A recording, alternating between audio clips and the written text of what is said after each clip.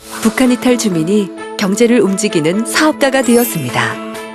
북한 이탈 주민이 나눔을 실천하는 한의사가 되었습니다. 탈북 청소년이 꿈을 향해 도전하는 축구 선수가 되었습니다. 우리가 마음을 열면 그들이 행복해지고 그들이 대한민국을 행복하게 만듭니다. 여러분 안녕하십니까? C채널 뉴스입니다. 중국 공안에 붙잡힌 탈북자들이 강제 북송 위기에 처한 가운데 대북 인권단체들이 이들의 강제 북송 중단을 촉구하고 있습니다. 인권단체들은 중국이 탈북자들의 난민 지위를 인정하고 국제 인권 규정을 준수해야 한다고 외치고 있습니다. 조은희 기자의 보도입니다. 북한을 탈출해 중국으로 넘어온 탈북자 27명이 지난 8일과 18일 사이 중국 공안에 체포된 것으로 알려졌습니다. 이들은 앞서 탈북한 가족들을 만나러 한국행을 감행하다 중국 심양과 장춘, 청두에서 적발됐습니다. 북한 인권단체들은 북한과 중국의 탈북자 처리 문제를 논의해 북송 절차를 밟고 있는 상황이라고 전했습니다. 무엇보다 김정은이 김정일 사망 이후 탈북하면 3대를 멸족시키겠다는 경고로 해온 터라 이번에 잡힌 탈북자들이 강제 송환될 경우 결과는 이전과 비교하기 힘들 정도로 매우 비참할 것이라고 전망했습니다. 김정일 사망 이후에 김정은은 탈북자 가족을 색출하고 3대를 멸족시키라고 하였고 김정일 애도 기간에 탈북자들을 사살하고 지금 굉장히 엄포령이 떨어져 있습니다. 억류된 탈북자 중 일부는 인권단체를 통해 국가인권위원회에 긴급구제를 요청한 것으로 알려졌습니다.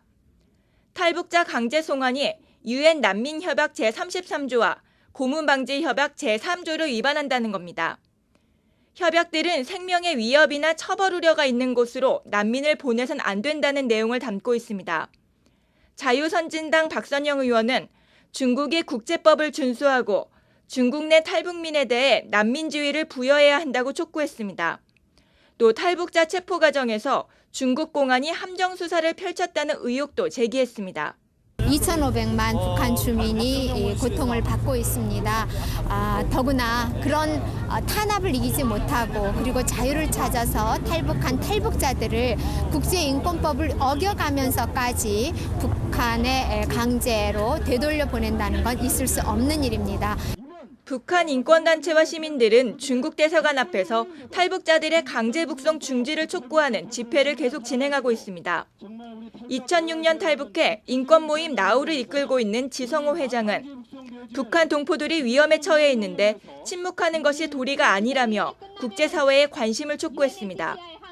나라를 잘못 만난 탓으로 살기 위해서 떠난 걸음이 죽음으로 간다는 것은 말이 될 수가 없습니다. 그들이 그 고통, 그들의 입장에서 생각한다면 정말 잠 못 이루고 가슴 떨릴 일이라고 생각합니다.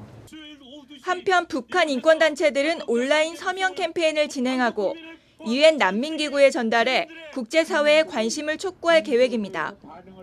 온라인 서명 캠페인은 현재까지 약 80개 나라에서 2만 명이 참여하고 있습니다. 이 안타까운 소식을 국제사회에 호소하기 위해서 전 세계적인 서명운동에 여러분들이 참여해 주시고 알려주시기를 바랍니다. 탈북자 강제 송환 여부에 국제사회의 이목이 집중되자 중국이 탈북자 송환 절차를 잠시 늦출 것이란 전망도 나오고 있습니다. 하지만 중국은 지난해 9월에도 여론이 잠잠해진 틈을 타 탈북자들을 북송시킨 전례가 있습니다. 중국의 책임 있는 행동과 우리 정부의 적극적인 노력, 탈북자들에 대한 국제적인 관심이 더욱 필요해 보입니다. C채널 뉴스 조은입니다. 북한 이탈 주민이 경제를 움직이는 사업가가 되었습니다. 북한 이탈 주민이 나눔을 실천하는 한의사가 되었습니다. 탈북 청소년이 꿈을 향해 도전하는 축구 선수가 되었습니다. 우리가 마음을 열면 그들이 행복해지고 그들이 대한민국을 행복하게 만듭니다.